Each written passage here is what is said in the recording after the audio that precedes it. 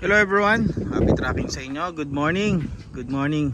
April 1 at guys, holiday. Ayan. So, most sa mga yard ayan, gaya nito. Sarado para makawala mga tao. No. Dahil nga guys, patapos na yung kanilang fasting. Pero guys, yun, balik tayo dito sa mga truck guys. Yung nakita ko dito ay 4-wheel drive. Or tinatawag na front drive na dump truck. So wala pa tayong idea kung anong engine to. Pero guys, yan, kung pupunta kayo dito sa Truckboy, yan, kung may makausap kayong mga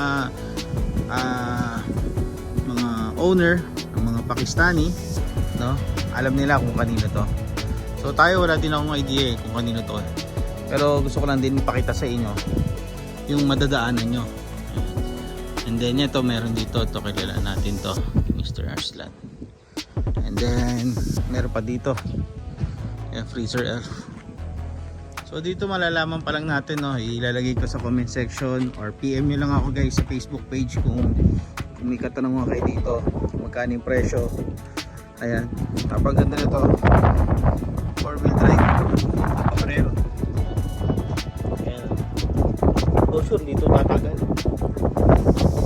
Hindi siya tatagal na hindi available. Ay, meron din dito new face.